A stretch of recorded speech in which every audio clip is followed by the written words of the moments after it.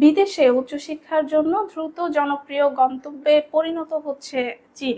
আধুনিক গবেষণাগার ও বিশ্বমানের শিক্ষা, বৃত্তি সহজলভ্যতা ও সংস্কৃতি বিনিময়ের সুযোগ সব মিলিয়ে চীনা বিশ্ববিদ্যালয়গুলো এখন বাংলাদেশি শিক্ষার্থীদের কাছে অত্যন্ত আকর্ষণীয়।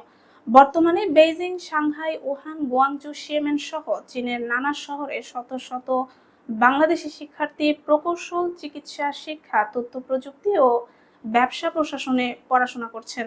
চীন বাংলাদেশ শিক্ষা সহযোগিতার পেছনে বড় ভূমিকা রেখেছে belt and road initiative BRI এর আওতায় চীনা স্কলারশিপ কাউন্সিল ও চীনা দূতাবাসের সহায়তায় প্রতি বছর শতাধিক বাংলাদেশি শিক্ষার্থী পূর্ণ বা আংশিক বৃত্তিতে পড়ার সুযোগ পাচ্ছেন।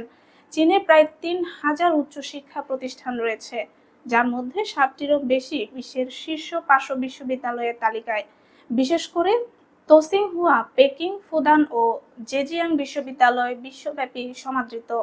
বাংলাদেশি শিক্ষার্থীদের জন্য সবচেয়ে জনপ্রিয় বিষয়গুলো হলো ইঞ্জিনিয়ারিং, কম্পিউটার সায়েন্স, মেডিসিন ও ব্যবসা প্রশাসন। শিক্ষার খরচও তুলনামূলকভাবে কম। বার্ষিক টিউশন ফি ২০ থেকে ৫০,০০০ ইউয়ান বা ২ থেকে ৫ লাখ টাকা। চীনা সরকার, প্রাদেশিক কর্তৃপক্ষ এবং বিশ্ববিদ্যালয়গুলো আন্তর্জাতিক শিক্ষার্থীদের জন্য ফুল ফান্ডেড স্কলারশিপ দেয়।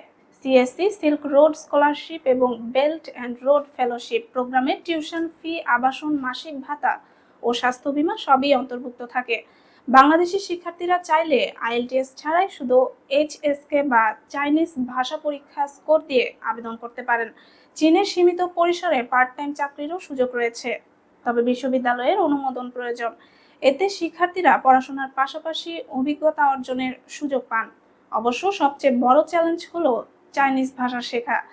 HSK লেভেল 4 পাস না করলে গ্র্যাজুয়েশন সার্টিফিকেট পাওয়া যায় না। তাই আগেভাগে ভাষা শেখা, বিশ্ববিদ্যালয়ের সঙ্গে যোগাযোগ রাখা এবং স্কলারশিপ ভিত্তিক আবেদন করা সবচেয়ে গুরুত্বপূর্ণ। বাংলাদেশ ও চীনের বিশ্ববিদ্যালয়গুলো এখন যৌথ গবেষণা ও এক্সচেঞ্জ প্রোগ্রাম বাড়াচ্ছে। হুয়াওয়ে ও আলিবাবার মতো প্রতিষ্ঠানও বাংলাদেশি শিক্ষার্থীদের প্রশিক্ষণ ও ইন্টার্নশিপের সুযোগ দিচ্ছে।